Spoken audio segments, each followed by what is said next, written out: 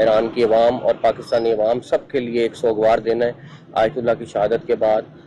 پاکستان کا ہر شہری اسی طرح غمگین ہے جس طرح ایران کے شہری غمگین ہے۔ میں صرف ایک ریکویسٹ کروں گا کہ ہم سب آپ کے ساتھ ہیں، لیکن قانون کو ہاتھ میں نہ لیں۔ آپ اپنا پروٹیسٹ کریں لیکن پرامن طریقے سے۔ جی یہ آپ نے میسج سنا وزیر داخلہ محسن نقوی صاحب کا۔ ساری دنیا میں مسلمان جو ہیں وہ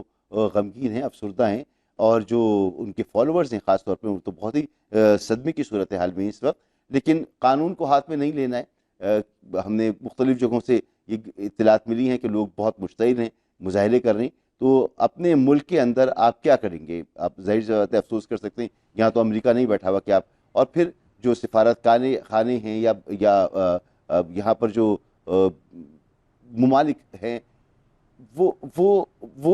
جو ہیں ان کی حفاظت ہماری ذمہ داری ہوتی ہے، اور انٹرنیشنل لاء کے مطابق ہماری حکومتوں کے لیے پرابلم کہیں پیدا نہ ہو تو صبر اور تحمل کے ساتھ جو ہیں وہ ہمیں اپنا احتجاج کرنا چاہیے۔ ایک خبر یہ بھی ہے کہ اقوام متحدہ میں ایرانی جو مندوب ہیں انہوں نے پاکستان کی حمایت پر پاکستان کا شکریہ ادا کیا ہے۔ جی سلیم بخاری صاحب، پاکستان کا شکریہ ادا کیا گیا ہے، اور وہ اور چائنا اور رشیا کا بھی شکریہ ادا کیا ہے اقوام متحدہ میں۔ جیسے کہ ابھی نغمانہ صاحبہ نے کہا کہ ہم بھی دہشت گردی کے خلاف جنگ لڑ لیں تو ہم صرف دہشت گردوں کو نشانہ نہیں بناتے، ہم سہولت کاروں کو بھی نہیں چھوڑتے۔ تو جو سہولت کاری ہو رہی ہے اس طرف تو ایران بڑا تحمل کے ساتھ آگے بڑھ رہا ہے۔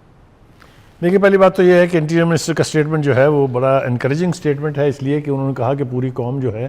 وہ اس دکھ میں شریک ہے ایران کے، اور یہ بھی بات ٹھیک ہے کہ احتجاج کرنے کا رائٹ جو ہے اس کو پیسفل طریقے سے رکھنا چاہیے، لیکن یہ کوئی انہونی صورتحال نہیں ہے۔ آپ دیکھیے تاریخ کا کوئی پنہ الٹ کے دیکھ لیجئے، جب بھی اس قسم کا کھلواڑ کیا جاتا ہے، جب بھی اس قسم کا ایگریشن ہوتا ہے، اس کے اوپر ہمیشہ ری ایکشن ہوتا ہے، اور موسٹ ولنریبل ان کی ایمبیسیز اور ان کے کونسل خانے ہوتے ہیں۔ تو میں صرف یہ کہنا چاہتا ہوں کہ یہ انہونا نہیں ہے، ایک غصے کا ایلیمنٹ ہے جو، اور جب اس کو آپ ہینڈل پراپرلی نہیں کرتے ہیں تو پھر اس کے اندر شدت آ جاتی ہے، نہیں آنی چاہیے، کیونکہ پاکستان میں اس وقت ہم افورڈ ہی نہیں کسی قسم کی افراتفری، جس طرح ہمیں دونوں اپنے مشرق اور مغرب کی طرف دشمنوں کا سامنا ہے، اور ایک طرح سے ایک جنگ چل رہی ہے، ایک جنگ ہم پہلے لڑ چکے ہیں۔ تو اس اعتبار سے میں سمجھتا ہوں کہ محسن نقوی کا یہ سٹیٹمنٹ جو ہے بڑا بروقت ہے۔